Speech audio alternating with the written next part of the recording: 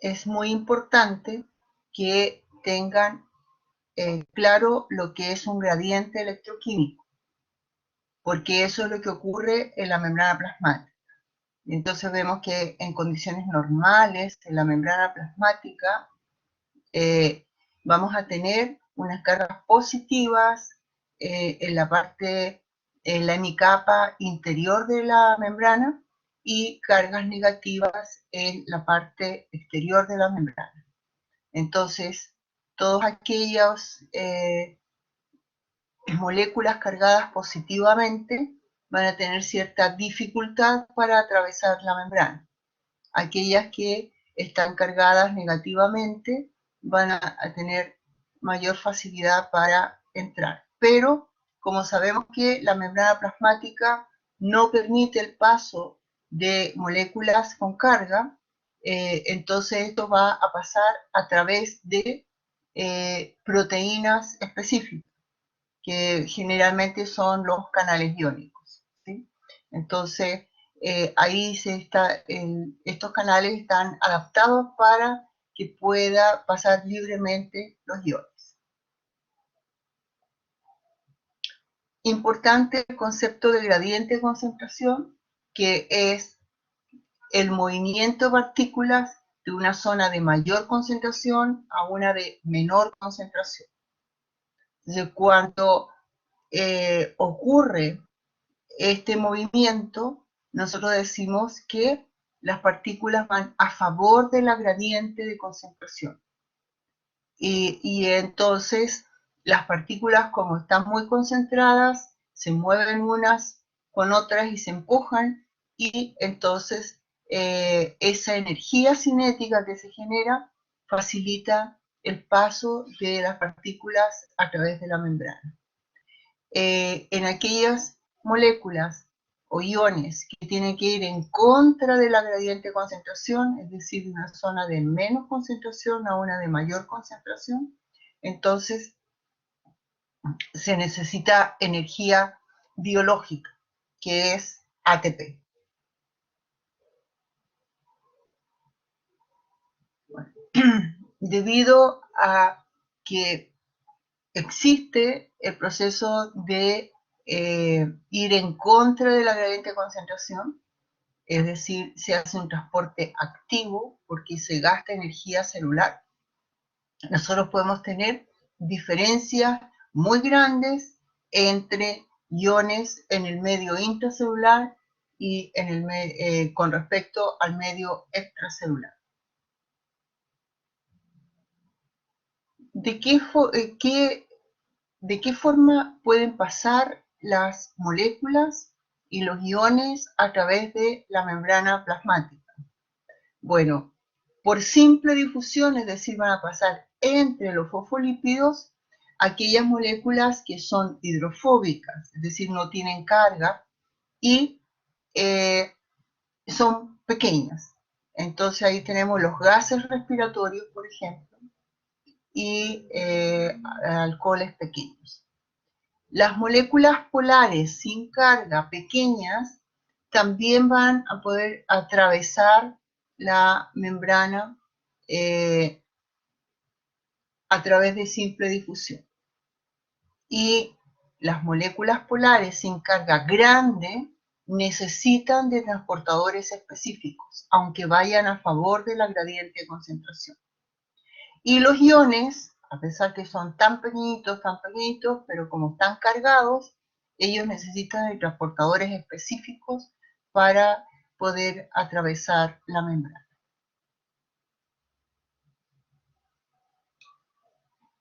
Entonces, cuando nosotros pensamos en los transportes de membrana, vamos a ver que existe la difusión simple, y consiste en que las partículas van a favor de la gradiente de concentración y atravesan la bicapa lipídica.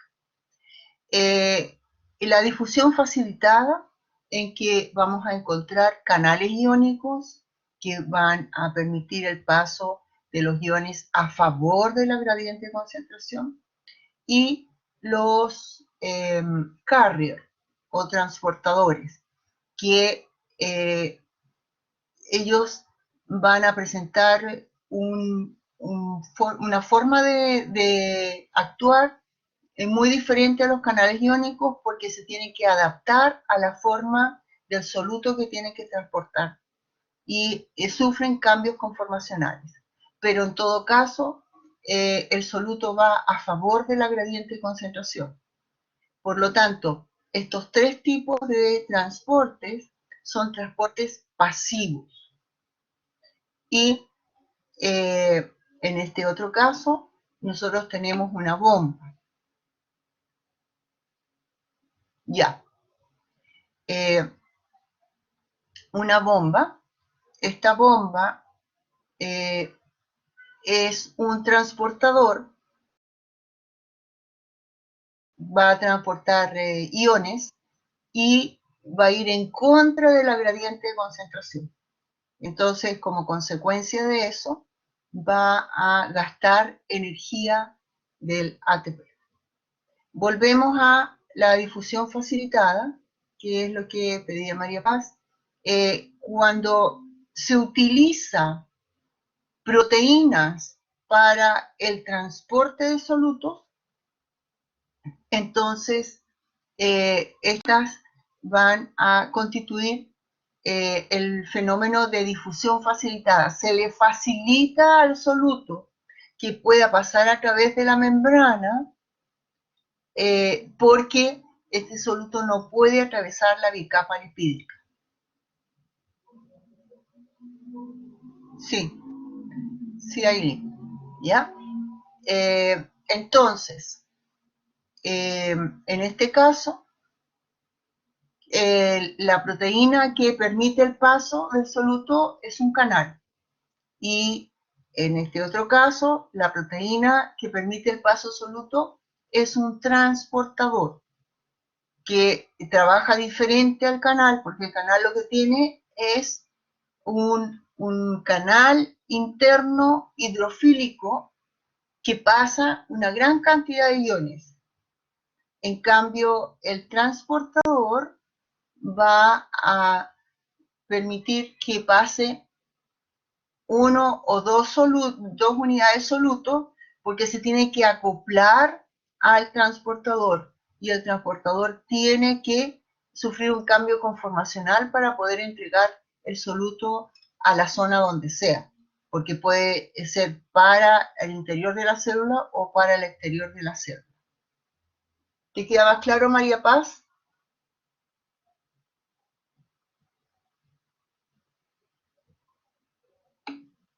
Ya, ya, por nada. Entonces, estos son los 4 tipos de transporte que nosotros vamos a considerar en la membrana.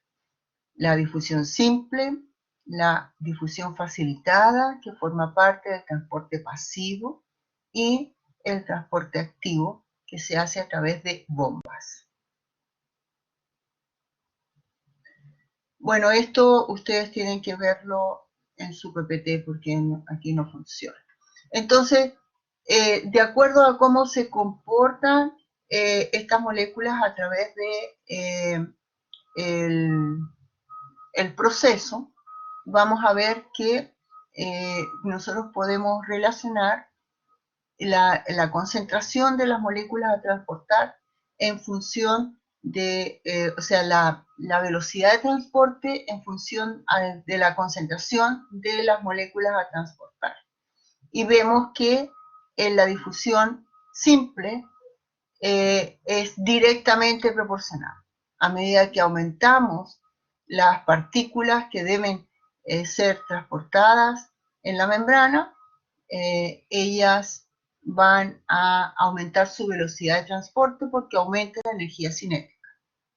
En el caso de la difusión facilitada, eso va a depender de la cantidad de transportadores que tenga la membrana.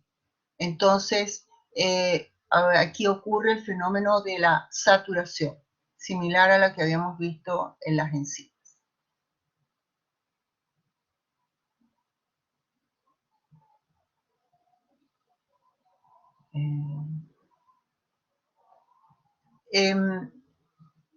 Los transportadores pueden transportar una sola molécula de soluto, entonces hablamos de uniporte, puede ser hacia afuera de la célula, hacia adentro de la célula, pero siempre es una.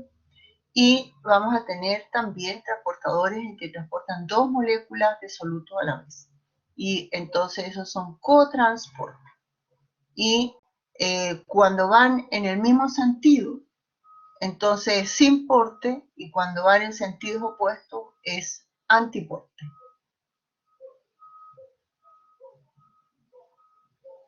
Dentro de los transportadores tenemos los canales iónicos, que juegan un papel muy importante en la célula, y vamos a ver que no todos los canales iónicos están siempre abiertos. Entonces hay canales iónicos que requieren de un estímulo para que se puedan abrir. Y entonces vemos que hay diferentes sistemas para que se abran los canales. Y tenemos, en este caso, los canales que se abren por voltaje. Entonces, cuando cambian las condiciones eléctricas de la membrana, eso induce a que se abra el canal. Este otro, canales que se abren por ligando. Eso indica que hay una molécula o dos moléculas que se van a acoplar a el canal, y eso va a permitir que haya un cambio conformacional del canal y se abra. Y tenemos las canales que se abren por compuerta, que consiste en que el canal tiene que recibir un estímulo mecánico para que pueda abrirse. Esos son los tres tipos de estímulos que permiten que los canales que se tienen que regular pueden estar cerrados o abiertos.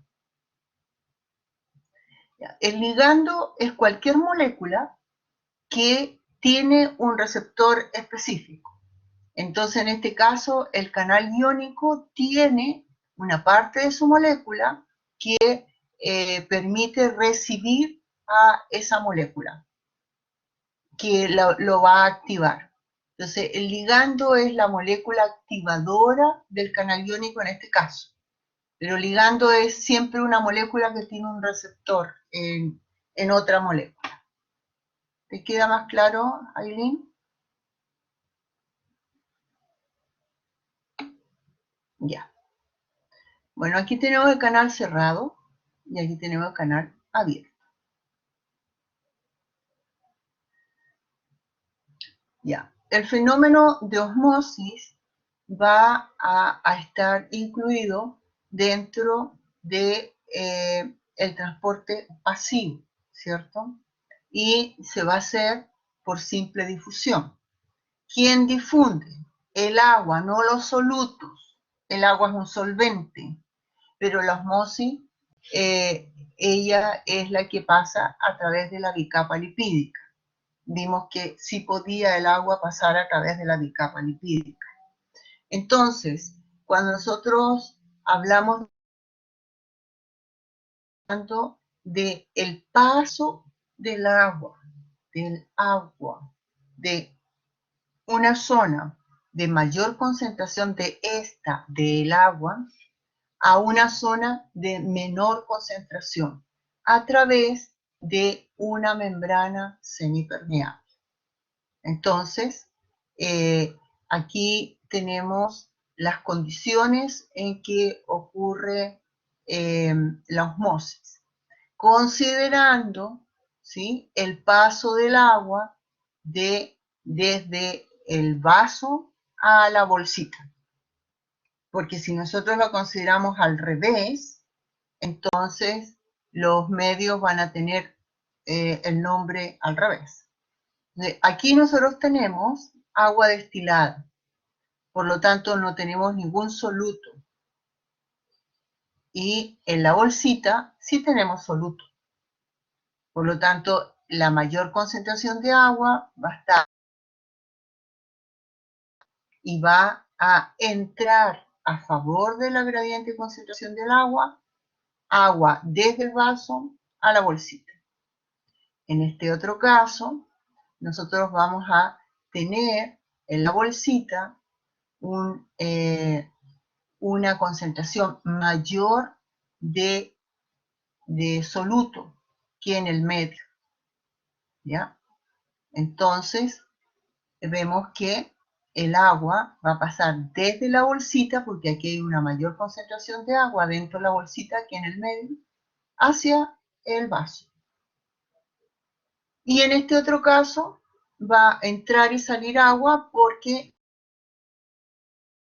son idénticas y la materia nunca está quieta. Entonces entra y sale manteniendo el equilibrio. Entonces cuando nosotros hablamos de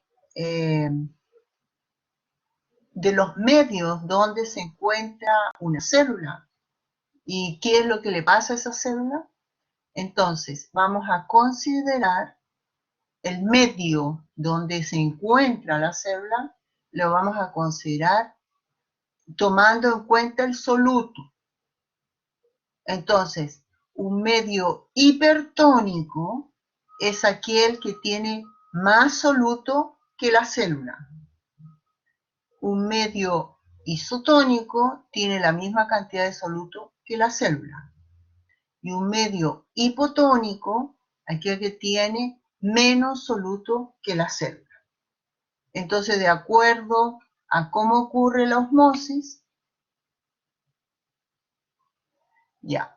de acuerdo a cómo ocurre la osmosis, entonces es cómo va a quedar la célula. Medio hipertónico, aquel que tiene más soluto que el medio que estamos comparando. En este caso estamos comparando la célula, ¿ya? Entonces hay más partículas disueltas en agua. Ese es un medio hipertónico. Por lo tanto, tiene menos agua que la célula. Medio isotónico tiene la misma cantidad de soluto. Entonces tiene la misma cantidad de agua que la célula. Medio hipotónico, hiper es mucho. Recuerden ustedes los hipermercados. Hipo es poco, ¿ya? Entonces, este medio va a tener menos soluto que la célula. Entonces, si nosotros colocamos una célula en un medio hipertónico, la célula se va a deshidratar. Y entonces ahí ocurre la crenación.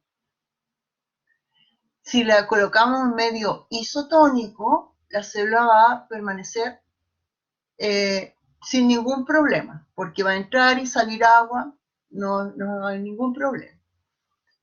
Si lo colocamos en medio hipotónico, entonces la célula tiene más solutos que el medio que le rodea.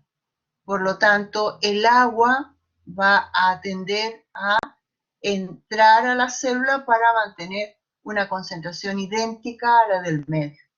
Entonces la célula va a ser superhidratada y en algunos casos esta célula, porque es célula animal, no mantiene su integridad y revienta, ¿ya? Entonces, aquí ocurre crenación, aquí no ocurre nada, y aquí ocurre citólisis, porque se rompe la célula.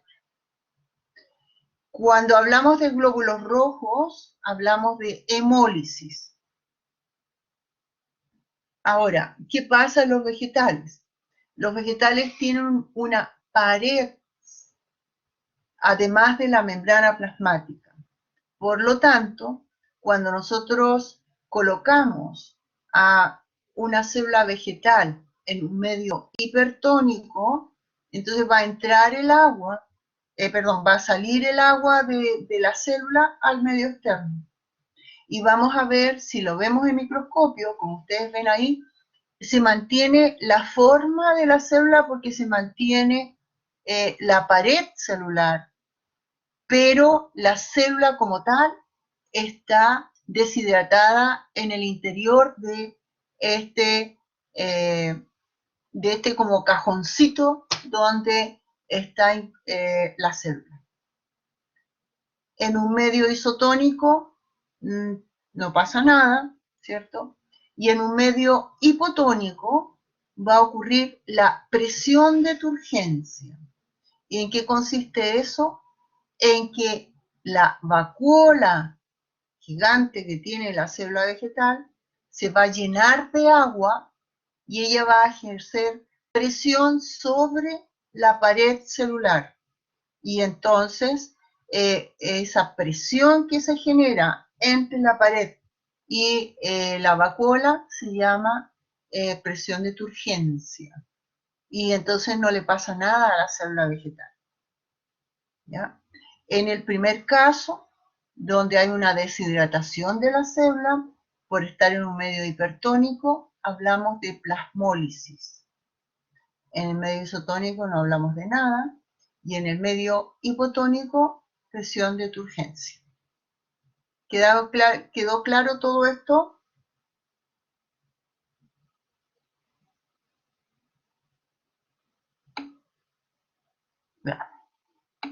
¿Sí?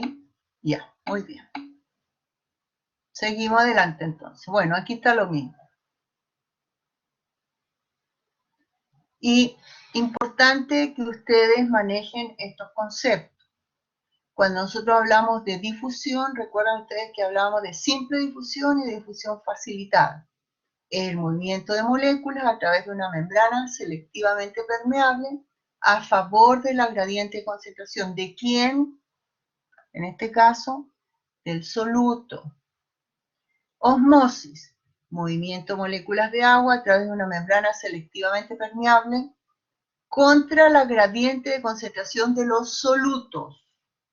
Entonces, nosotros tenemos que especificar, cuando nosotros decimos la osmosis, el movimiento del agua en una zona de mayor concentración a una menor concentración de esta a través de una membrana semipermeable. La osmolaridad va a expresar la concentración, el número de partículas de soluto. Entonces, aquí, por ejemplo, este medio va a tener más osmolaridad que este otro medio. ¿Sí? ¿Queda claro el concepto de osmolaridad? Nosotros estamos viendo cuántas partículas de soluto hay en la solución y la medimos. Porque esta es la potencialidad para que el agua se pueda desplazar de una zona a la otra. ¿Queda claro? Osmolaridad.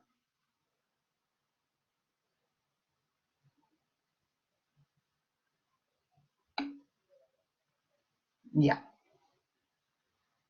Nosotros decimos que osmolaridad es concentración, número de partículas por litro de solución.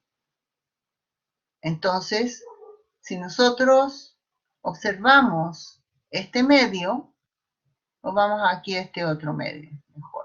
Ya. Este medio, ¿qué osmolaridad tendría? Si hablamos de concentración de partículas por litro de solución.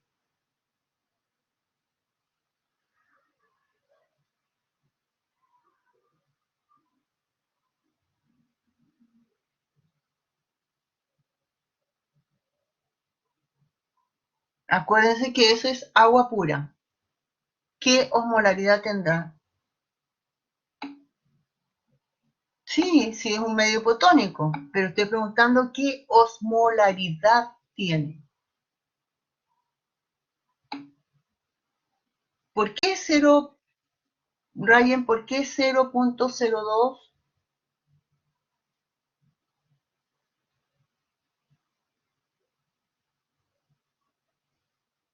El medio, estamos hablando de esto.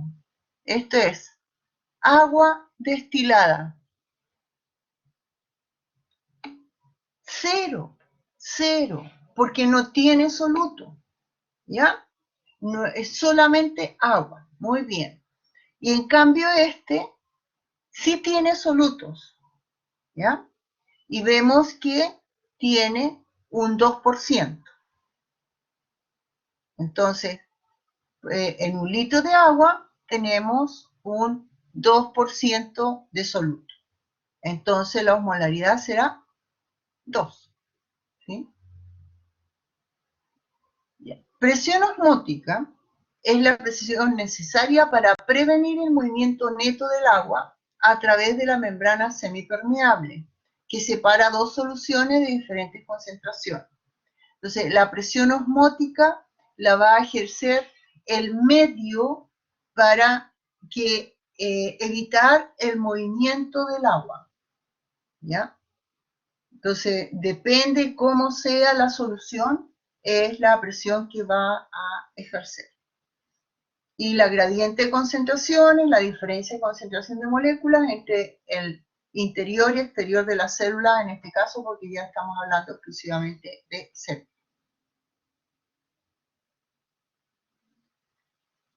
Ya. Dentro de los transportes tenemos el transporte activo.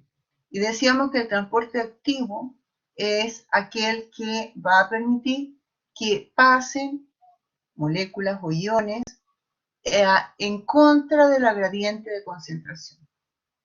Y entonces el ejemplo más claro de este transporte activo es la bomba sodio-potasio. Y la bomba sodio-potasio va a trabajar con ATP y va a permitir que el sodio que se encuentra en concentraciones muy bajas dentro de la célula salga de la célula en contra de su gradiente de concentración. Y el potasio que se encuentra muy concentrado dentro de la célula entre a la célula en contra de su gradiente de concentración. Entonces, lo que hace la energía del ATP es permitir el cambio conformacional del transportador para que pueda cargarse de los iones que debe transportar en contra de la gradiente de concentración.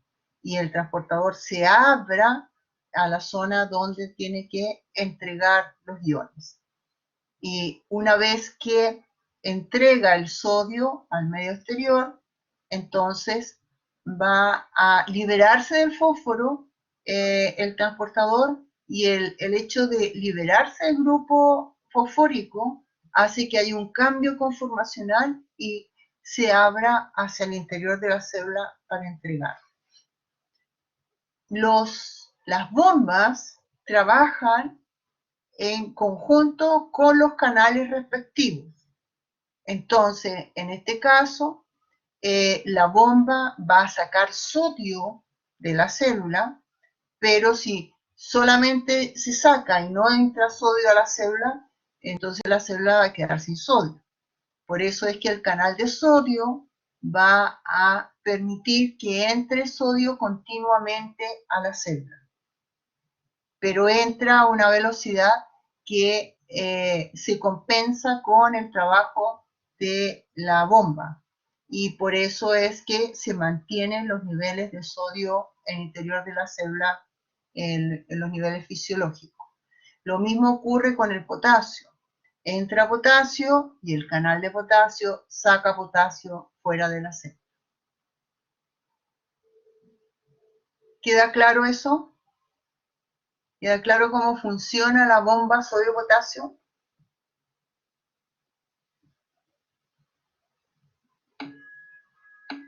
Ya. Muy bien. Entonces ahora, bueno, esto ustedes tienen que verlo en su PPT. Hablábamos de transporte activo primario, porque existe un transporte activo secundario, ¿ya? Y entonces aquí vemos, esta célula ustedes la van a conocer y la van a trabajar en muchos procesos, porque es una célula que tiene muchas funciones. Este es un enterocito. Los enterocitos son las células que forman el epitelio del intestino delgado, donde ocurre la absorción de los nutrientes. Entonces, aquí vamos a ver qué es lo que ocurre con la absorción de la glucosa. Pero aquí en esta célula ocurren muchas cosas, ¿ya? Entonces, cuando nosotros hablamos de un transporte activo secundario, vamos a hablar de un transportador que está acoplado fisiológicamente a una bomba. Entonces, en este caso, este transportador va a permitir que entre sodio a la célula, como el canal de sodio, pero a la vez va a permitir que entre glucosa. Entonces, ¿por qué hablamos de un transporte activo secundario? Porque el sodio entra a favor, o sea, no es transporte activo, ¿cierto? Pero resulta que la glucosa va a entrar contra la gradiente de concentración, porque la glucosa va a estar muy concentrada en la célula. ¿Por qué va a estar muy concentrada? Porque el sodio entra con mucha facilidad a la célula, porque la bomba sodio-potasio está sacando sodio. Entonces, a medida que saca la bomba, el sodio entra y esa fuerza de entrada del sodio va a permitir que la glucosa pueda entrar a la célula rápidamente, pero la glucosa sale de la célula a través de un transportador.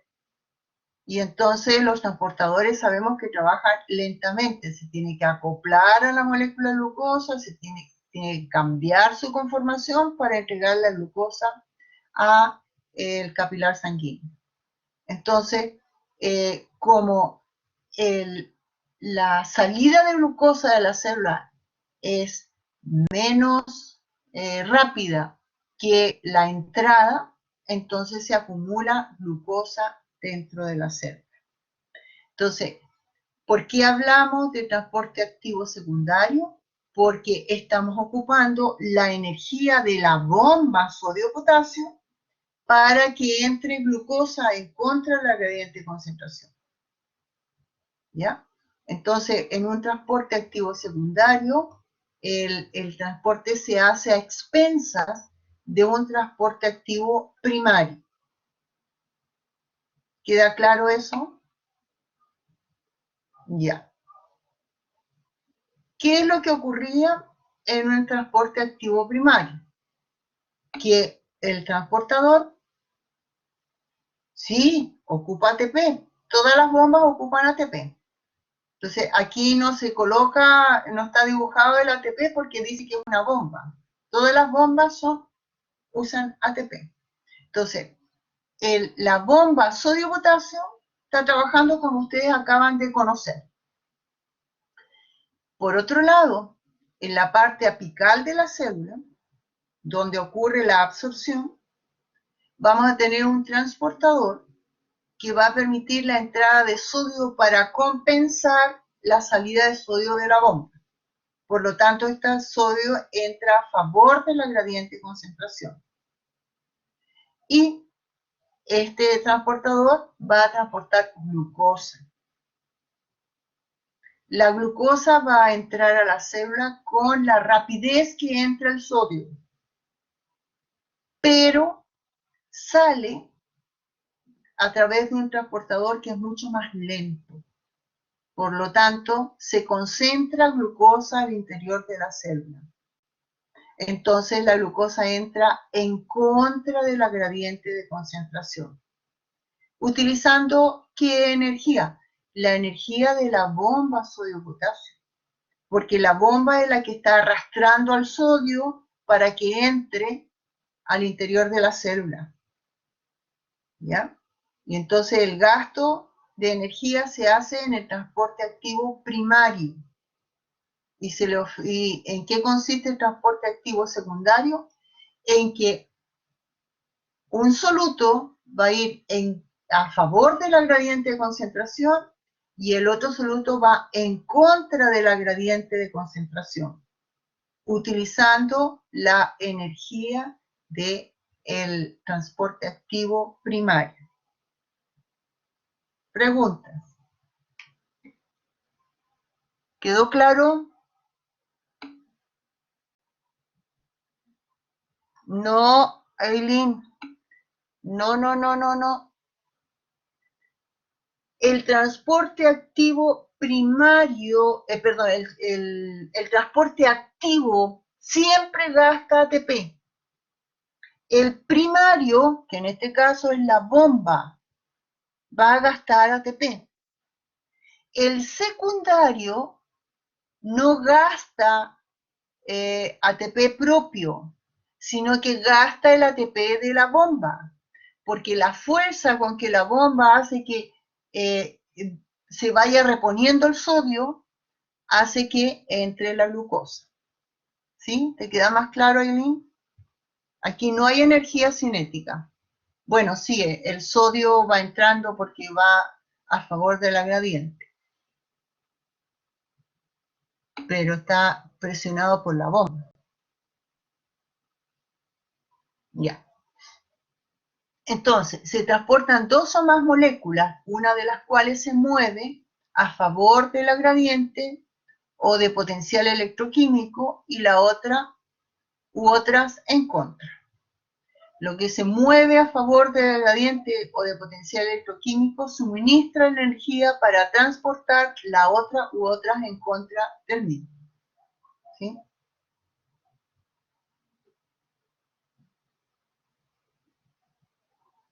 Ya, bueno, este es un ejemplo de transporte activo secundario y es lo mismo que estamos hablando, lo que pasa es que aquí lo tenemos como al mismo nivel en la membrana, pero una cosa que ustedes tienen que tener claro, las células tienen como dominios.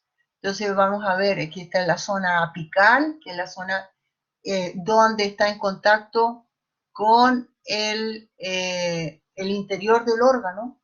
Estas son las zonas laterales y esta es la zona basal. De la zona basal lo que va a ocurrir es se van a entregar los nutrientes que van a salir por sus transportadores específicos al torrente sanguíneo, al capilar que está en contacto con esta célula. Y este va a entregar los nutrientes al torrente sanguíneo, en este caso a la vena cava, a la vena porta hepática, que es una vena que comunica directamente el intestino con el hígado.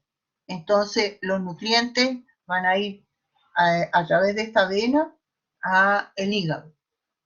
Y el hígado va a distribuir los nutrientes en el organismo.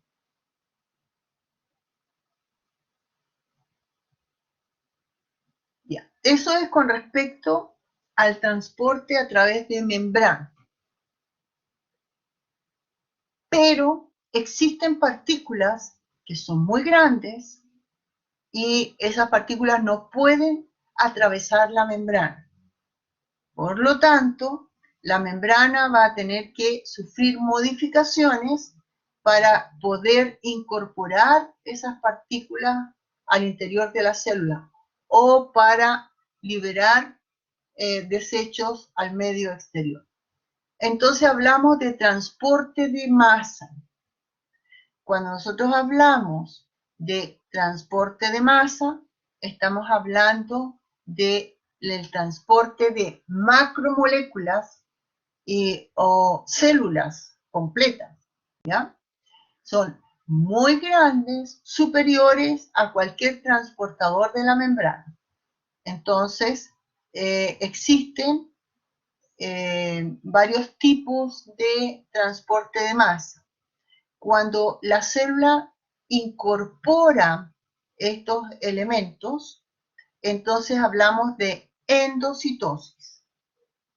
Y aquí vamos a tener dentro de la endocitosis 3 tipos. Uno, cuando la célula incorpora partes de células o macromoléculas muy grandes que no están en solución.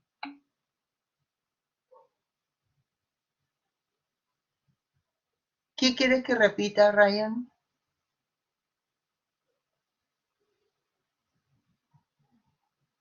¿Qué no entendiste?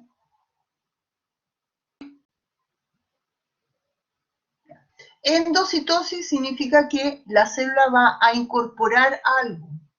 Endo, adentro. ¿Ya? Entonces, lo que va a incorporar puede estar en condición sólida, como por ejemplo cuando un glóbulo blanco fagocita a una bacteria, ¿ya?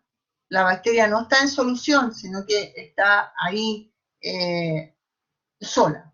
Entonces, eso es fagocitosis. La partícula es sólida.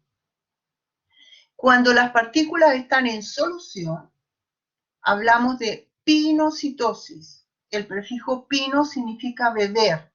El prefijo fago significa comer.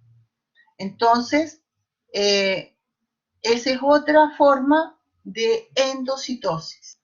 Y por otro lado, tenemos la endocitosis mediada por receptor. Entonces, ¿qué es lo que ocurre? Las moléculas que deben ser incorporadas a la célula tienen que ser reconocidas por la membrana y entonces recién pueden ser incorporadas a la célula. Ahora, una de las cosas importantes que ustedes deben saber. Entonces, la membrana, la célula cuando necesita incorporar una partícula sólida, por ejemplo, entonces va a generar proyecciones hacia el medio exterior y va a rodear a la partícula sólida. Recuerden ustedes que la membrana tiene capacidad de autosellante. Por lo tanto, este extremo y este otro extremo, cuando se junten, se van a sellar y van a formar una vesícula.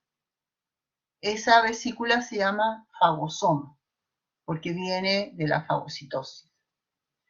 Cuando las partículas están en solución, entonces ocurre una invaginación de la membrana y entonces engloba la solución, se autosella la membrana y forma esta vesícula.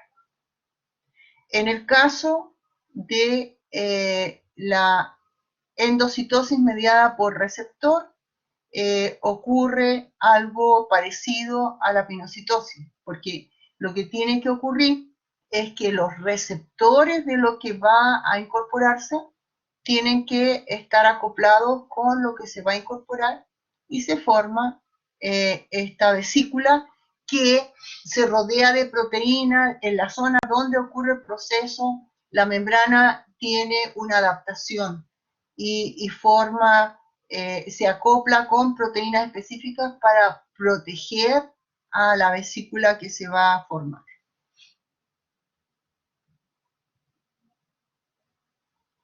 Entonces, eso también ustedes lo pueden ver en su PPT.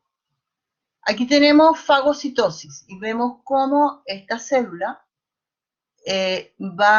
modifica toda su forma para englobar a lo que tiene que incorporar. En este caso es una ameba. La ameba es un protozoo que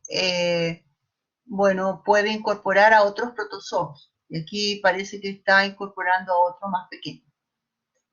La fagocitosis, aquí tenemos un glóbulo blanco, teñido, no son de ese color, y que va a fagocitar a estas bacterias. Y aquí tenemos la pinocitosis, entonces está incorporando sustancias en solución. La endocitosis, Ahí tenemos, esto también está en movimiento, pinocitosis y exocitosis. Y aquí tenemos una situación muy importante, que es cómo nosotros incorporamos el colesterol a nuestras células. Entonces, para que nosotros podamos incorporar el colesterol, lo que tenemos que hacer es, primero que nada, el colesterol va a ir siempre acoplado a fosfolípidos y proteínas, las LDL y las HDL, la proteína de baja densidad y de alta densidad. Entonces nosotros tenemos receptores para esos complejos moleculares. Y entonces los receptores van a reconocer las proteínas que están asociadas con el colesterol. Existe una enfermedad, desgraciadamente, en que las personas tienen mutado el gen para formar estos receptores. Entonces, estas personas no pueden incorporar el colesterol al interior de sus células y tienen problemas severos porque acumulan las proteínas LDL, que son el colesterol malo que le llama la gente, ¿ya?, en sus vasos sanguíneos. Entonces tienen que tener una dieta muy estricta y controlarse continuamente. Normalmente viven muy poco tiempo, pues mueren de infarto al miocardio, de todas las consecuencias de acumular LDL en el torrente sanguíneo, ¿ya? Bueno, aquí tenemos microscopía electrónica donde muestra la endocitosis.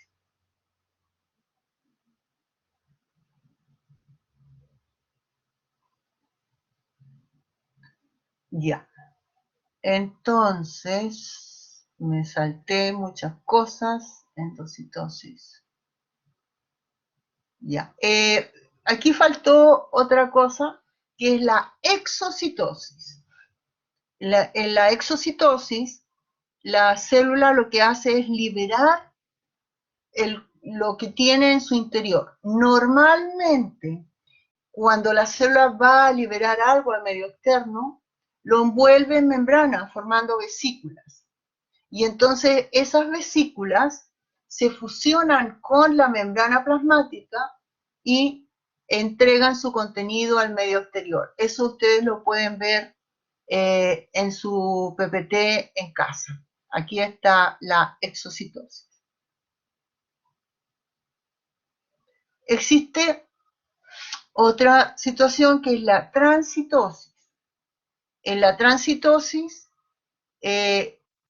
una célula determinada va a servir de medio para comunicar una parte del organismo con otra.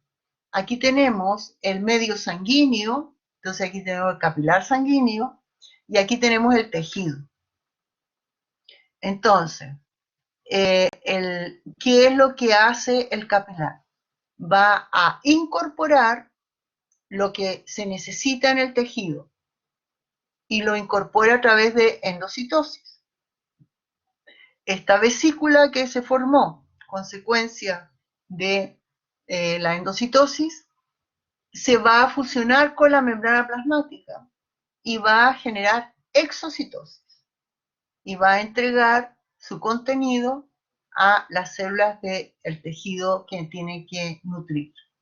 Entonces, en una transitosis vamos a tener una endocitosis, una vesícula de transitosis y una exocitosis.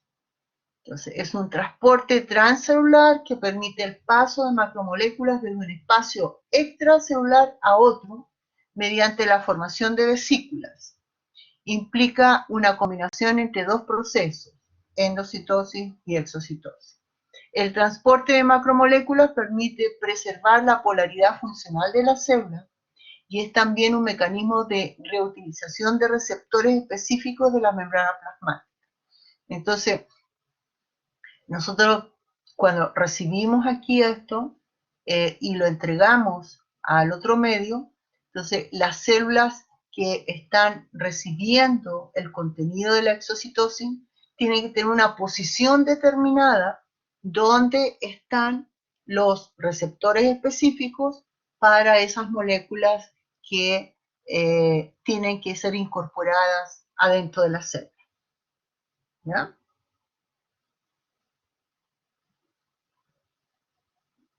Entonces, los transportes de membrana. Vamos a tener transporte de moléculas de baja masa molecular. O sea, todo lo que va a ocurrir a través de la membrana plasmática, atravesando la membrana plasmática. Entonces tenemos el transporte pasivo, la difusión simple y la difusión facilitada. En el transporte activo tenemos bombas sodio-potasio y otras bombas. Hay muchas bombas, ¿ya? Transporte de moléculas de gran masa molecular. La endocitosis, que es la fagocitosis, pinocitosis y la endocitosis mediada por receptor. La exocitosis, que es la liberación de partículas de la célula al medio exterior, y la transitosis, que es el paso de solutos de una cara de la célula a la otra para poder comunicar dos medios.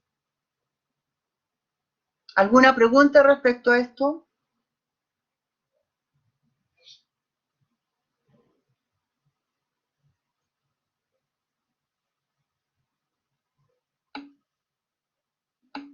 ¿Está todo claro? Muy bien, me parece. Ya. Ejercicio. Indique las características del transporte pasivo que lo diferencian del transporte activo.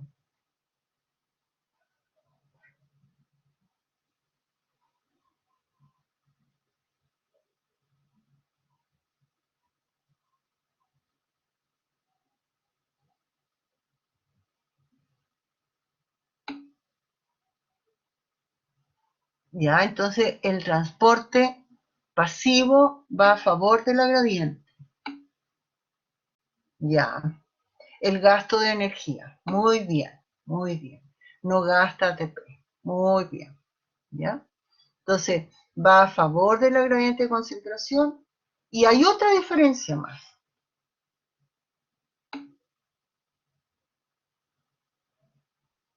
Ya, muy bien, Catalina. Entonces, vamos a ver que en el transporte pasivo, ¿qué pasa con la carga eléctrica, María Andrea?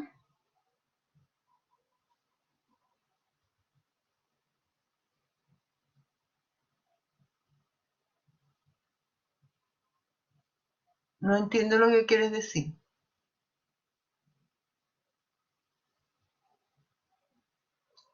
El transporte pasivo puede ocurrir a través de la bicapa lipídica. Ya, bien. Puede ocurrir a través de la bicapa lipídica, algún tipo de transporte pasivo. En cambio, el transporte activo siempre va a ser a través de un transportador. ¿Ya? Cite los mecanismos de transporte pasivo que permiten entrar en la célula las moléculas de oxígeno y de glucosa. ¿Cómo entra el oxígeno a la célula?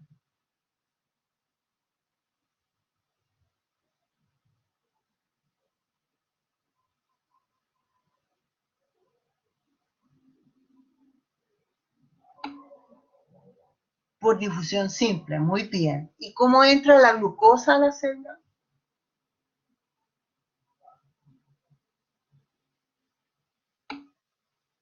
Por difusión facilitada. Muy bien, muy bien. La glucosa va a entrar a favor de la gradiente de concentración a través de un transportador. Muy bien. Nombre los mecanismos que permiten la entrada y salida de una macromolécula en la célula. Explique cómo se lleva a cabo estos procesos.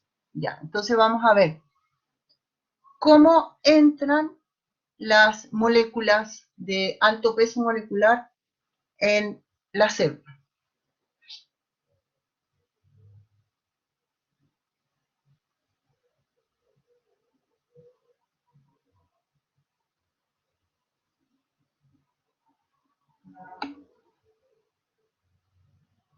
No, pues, estamos hablando de transporte de masa, Catalina. No, María Paz. Transporte de masa. Ya. La endocitosis. Muy bien. No, cuidado, cuidado. Vamos a hablar, sí. Cuidado, cuidado. Vamos a hablar primero de endocitosis, ¿ya? Ya. Y ahí Montserrat habla que puede ser pinocitosis mediada por receptor, pero ahí falta una modalidad de endocitosis. ¿Cuál es? Fagocitosis. Muy bien. Entonces, recuerden, fago, comer, pino, beber. Entonces, la fagocitosis va a entrar macromoléculas sólidas. En la pinocitosis en solución.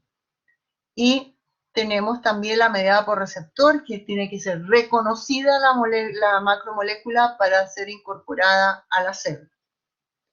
Ahora, hay una sola forma de liberar elementos de la célula, y es la exocitosis.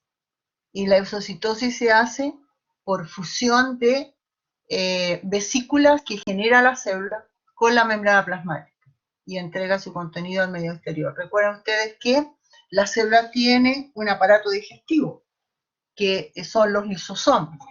Por lo tanto, nunca se va a liberar elementos sólidos de la célula hacia el medio exterior. Siempre van a estar en solución, porque han sido digeridos. ¿Ya?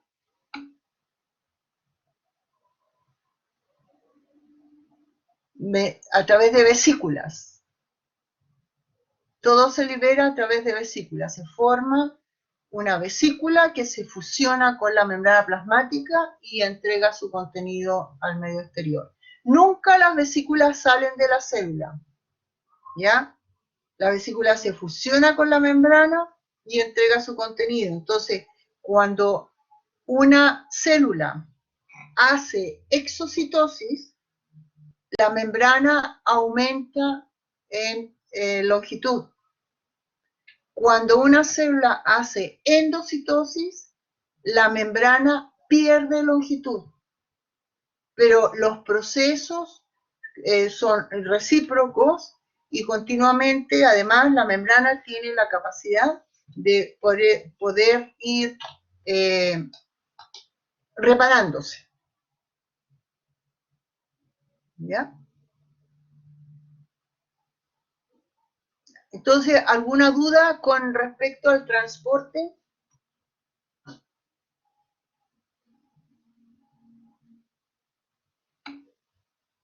Ya. Esperemos que todo esté bien, por lo menos las respuestas han estado muy bien. ¿Ya? Y ahora vamos a hacer una visión general de lo que es el citoesqueleto, porque lo necesitamos. El citoesqueleto es una estructura celular que va a permitir muchas funciones dentro de la célula. Está formado por una red de filamentos proteicos y lo vamos a encontrar en todo el citoplasma. Cuando nosotros hablamos de citoplasma, estamos hablando de todo lo que está contenido por la membrana plasmática. Entonces, se distribuye por toda la célula. ¿De cuáles son las funciones del citoesqueleto? Bueno, permite las uniones celulares, permite el proceso de endocitosis y de exocitosis. ¿Por qué? Porque la membrana está asociada a elementos del citoesqueleto, formando una red de estos elementos, y cualquier movimiento que tenga la membrana va a depender de estas proteínas que están acopladas a la membrana, que forman una estructura que se llama córtex celular. Va a permitir que los organelos se puedan desplazar dentro de la célula, va a facilitar la transmisión de las señales, porque las moléculas pueden ser transportadas por proteínas motoras que forman parte del citoesqueleto. Las células que tienen la capacidad de moverse, como por ejemplo los glóbulos blancos, como también los espermios, como aquellas células que son ciliadas, todo ese movimiento que tiene esta célula es gracias a estas proteínas del citoesqueleto. La división celular depende directamente del trabajo del citoesqueleto. La forma de la célula se va a mantener gracias a la asociación que tiene el citoesqueleto con la membrana plasmática. Entonces, esas son algunas de las funciones del citoesqueleto, importantísimas. Entonces, ¿de qué estructuras está formado el citoesqueleto? Está formado, todas son estructuras proteicas, y vamos a hablar de microfilamentos de actina, filamentos intermedios y microtúbulos. Cuando hablamos de microfilamentos de actina, estamos hablando de esta estructura que forma como unas cadenas que estuvieran trenzadas, ¿cierto? Se habla de microfilamentos porque ellos tienen un diámetro muy pequeño, 7 nanómetros, y ellos son fundamentales porque van a permitir el movimiento de muchas células, entre ellas las células musculares. Entonces, dentro de la función, la contracción muscular, los cambios de forma de la célula, todo cambio que ocurra en la forma de la membrana de la célula va a ser responsable, van a ser responsables los microfilamentos, porque ellos son los que forman el córtex celular, ¿ya? La división del citoplasma en células animales, el movimiento del citoplasma, y porque el citoplasma debe moverse, o sea, todo lo que está contenido dentro de la célula tiene que moverse, y aquellas células que tienen capacidad de desplazamiento, como por ejemplo los glóbulos blancos, que emiten pseudópodos, el prefijo pseudo significa falso, y podos, pies. Entonces, emite proyecciones del citoplasma para poder desplazarse en el medio en que se encuentra. Está dada por la acción de estos microfilamentos. Los filamentos intermedios no tienen una proteína específica que los forman. Hay muchas proteínas que van a participar, o sea, que van a hacer filamentos intermedios, ¿ya? Estos filamentos intermedios se llaman así porque tienen un diámetro intermedio entre los microfilamentos y los microtúbulos. Tiene alrededor de 8 a 12 nanómetros de diámetro, y muchos de ellos pueden ser muy largos, como por ejemplo los filamentos intermedios que encontramos en las neuronas, llamados neurofilamentos, que son los que tienen que mantener la estructura del axón. Y recuerden ustedes que hay axones que miden metros. Entonces, se mantiene la integridad del axón gracias al citoesqueleto y gracias a los filamentos intermedios. Entonces, estos son los que tienen más resistencia. Estos son importantísimos en las uniones celulares, ¿ya? Y entonces, aquí vamos a ver soporte de extensión de células nerviosas, unión de células, como los desmosomas, por ejemplo.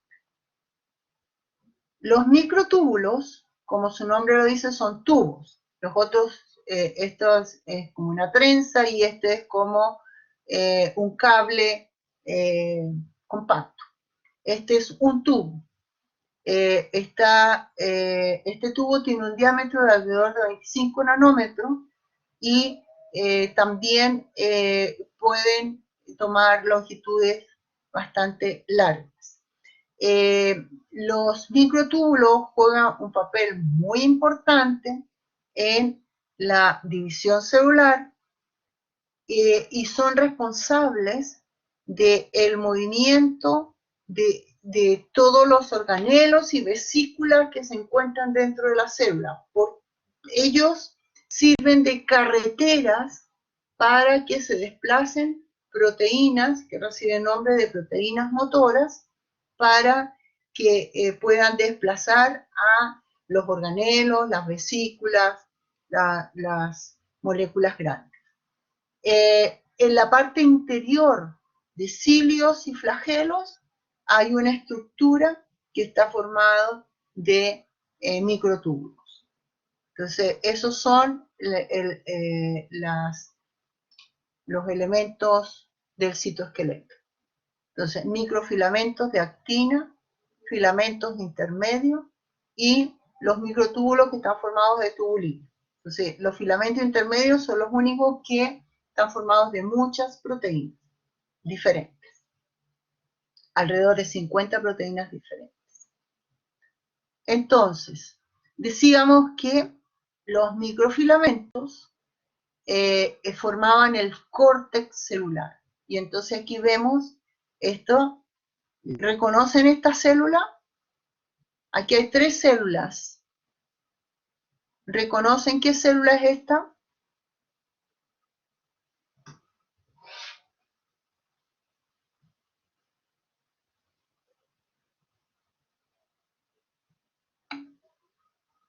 Ya es una célula epitelial y es enterocito, ¿ya? El enterocito nos va a perseguir, como también se me olvidó el nombre ahora. Ya, después les digo. Pero entonces, el enterocito, vemos que, como bien dice Constanza, es una célula epitelial. Entonces, tienen que estar unidas las células unas con otras. Y entonces, los microfilamentos de actina van a participar en uniones celulares que permiten que puedan mantener el epitelio. Aquí tenemos la distribución de los filamentos intermedios. Como los filamentos intermedios le dan resistencia a la célula, ellos están distribuidos por todo el citoplasma y van a formar estructuras de asociación muy importantes, como decíamos que eran los desmosomas. Y esta es la distribución de los microtúbulos. Los microtúbulos van a tener una zona donde se van a formar, que es el centrosoma, y de ahí se van a proyectar por toda la célula, porque ellos son las carreteras celulares, y entonces necesita que haya desplazamiento de organelos y de vesículas continuamente. Entonces ellos están ahí para realizar esa función. Aquí tenemos visto en microscopía la distribución de los microfilamentos de actina. Claro, nosotros estamos viendo la célula desde fuera, por eso vemos toda la célula roja, porque los microfilamentos de actina están siempre bajo la membrana plasmática. Aquí tenemos la distribución de los filamentos intermedios y vemos que está abarcando todo el citoplasma. Y esta es la distribución de los microtúbulos, donde vemos que hay una mayor concentración cerca del núcleo y de ahí salen todos los demás. Bueno, esto es lo mismo. Aquí está la distribución de los filamentos, de los los filamentos de actina. Ahí tenemos los filamentos intermedios y los microtúbulos. Entonces, los microtúbulos están formados por una proteína llamada tubulina, forman un dímero, entonces vamos a ver una proteína A, una tubulina alfa y una beta. La tubulina beta está asociada a un nucleótido rico en energía, GTP. Entonces, este nucleótido va a mantener la integridad de cada una de estas unidades que van a formar el microtúbulo. Entonces, cuando el GTP pierde un grupo fosfato, entonces comienza la degradación de estas unidades, porque los microtúbulos son dinámicos. Ellos no tienen una longitud determinada. Ellos van a crecer y decrecer de acuerdo a las necesidades de la célula. Y entonces ahí juega un papel muy importante el GTP y el GDP. Aquí vemos la distribución de los microtúbulos en diferentes células. Entonces aquí vemos, este es el centrosoma, y ahí se están proyectando los microtúbulos para el desplazamiento de las vesículas. Aquí vamos a ver una célula en división, y sabemos que cuando la célula entra en mitosis, lo que tiene que hacer es tener formados los dos centrosomas, y a partir de cada centrosoma se va a formar el uso mitótico, que va a permitir la atracción de los cromosomas a un polo y al otro polo. Aquí tenemos microtúbulos en el interior de un flagelo, y aquí tenemos microtúbulos en el axón de las células nerviosas, porque las vesículas con los neurotransmisores van a formarse aquí en el cuerpo celular, y estas vesículas tienen que desplazarse hasta llegar a la zona terminal del axón. Entonces, ahí están las carreteras formadas por los microtúbulos. Entonces, entre las funciones del microtúbulo, la formación del uso mitótico. Aquí tengo una fotografía de una metafase. Todos los cromosomas están en el ecuador de la célula. El transporte intracelular, y entonces aquí vemos la proteína motora que va llevando una vesícula y se va desplazando por el microtúbulo. Movimiento celular, bueno, aquellos que tienen cilios y flagelos. Todos los cilios y flagelos están formados por una estructura compleja de microtúbulos. Aquí vemos, este es un corte de una vía respiratoria superior, donde vemos que hay muchos cilios, y estos son los responsables de poder limpiar el aire cuando nosotros respiramos. Entonces, las personas que fuman pierden todos estos cilios, por eso continuamente tosen, porque las partículas entran, porque no pueden ser barridas por los cilios.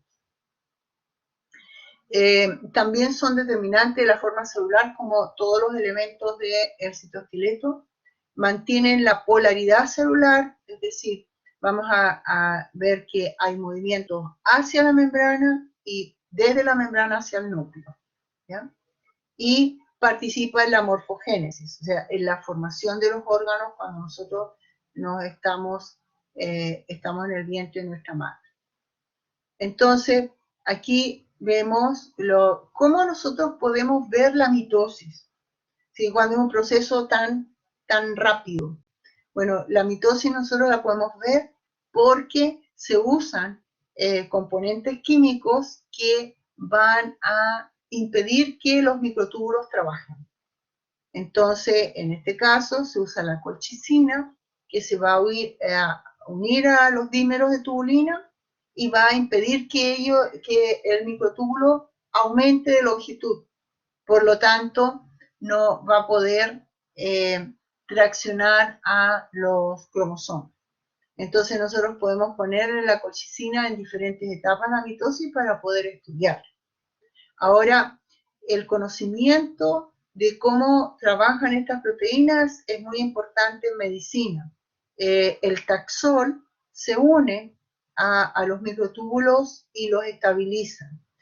Por lo tanto, no va a poder polimerizarse, no van a poder trabajar, no van a poder depolarizarse, ni depolimerizarse, ni polimerizarse.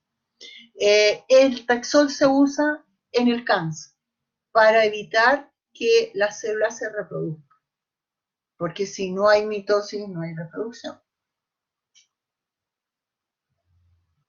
Aquí tengo las proteínas motoras, este es el microtúbulo, y las proteínas motoras tienen dos cabezas, estas son las cabezas, ellas andan de cabeza, estos no son los pies. Hay dos tipos, las quinesinas y las dineínas, y entonces tienen como un tallo y tienen unos pies que son los que van a sostener a la vesícula que van a transportar. Y entonces vemos que la célula tiene polaridad. O sea, aquí está el polo positivo y el polo negativo. Entonces, cuando nosotros hablamos en sentido positivo, estamos hablando desde el núcleo a la membrana. Y cuando hablamos en sentido negativo, es desde la membrana al núcleo. Entonces, por eso hablamos de transporte anterógrado o centrífugo y transporte retrógrado o centrípeto. ¿Ya? Entonces, cuando hablamos de anterógrado, estamos hablando desde el núcleo a la membrana. Y cuando hablamos de retrógrado, desde la membrana al núcleo. Entonces, hay dos proteínas principales, las quinesinas y las dineínas. Ellas en sus cabezas tienen enzimas que degradan el ATP. Entonces, la energía que proporciona el ATP les permite el desplazamiento de las cabezas. Entonces, hay un tallo que se une a la molécula que va a ser transportada y ellas se van a desplazar por cada uno de los microtúbulos a lo largo del eje del microtúbulo. Las quinesinas se desplazan hacia el extremo positivo en dirección centrífuga, o sea, es anterógrado, van a la membrana.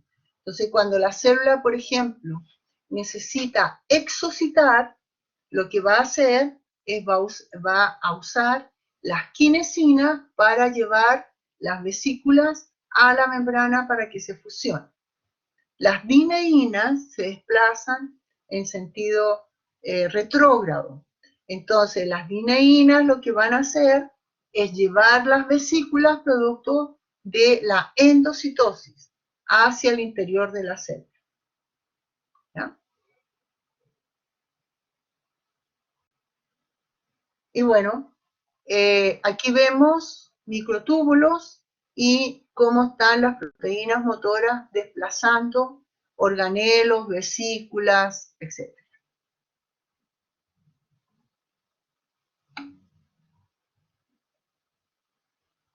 Ya. La dineína es una proteína motora que se desplaza desde la membrana hacia el núcleo. Por lo tanto, tiene movimiento retrógrado, va como en sentido contrario. Y dentro de sus trabajos vemos que va a llevar a las vesículas producto de la fagocitosis. De la fagocitosis, bueno, de la endocitosis. Y la quinesina va hacia la membrana. Por lo tanto, va a llevar las vesículas exocitósicas. Por nada. Entonces, aquí tenemos células que tienen, este tiene flagelo y este tiene cilo. La organización de los microtúbulos en el interior va a permitir que el flagelo pueda desplazarse con movimientos ondulatorios. Y en el caso de los cilios, se desplaza con movimiento de abanico. Pero la organización interna de todo esto es similar. La única diferencia está en la longitud.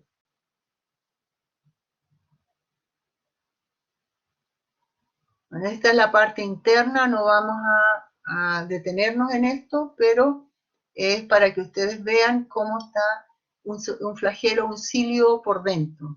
Y estos verdes son microtúbulos y estas son proteínas acompañantes que permiten el movimiento del cilio o el flagelo.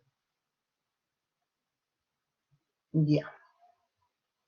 Vamos a descansar ahora y vamos a terminar con las proteínas del citoesqueleto. ¿Ya? Entonces, a 58. A las 10:15 nos volvemos a ver.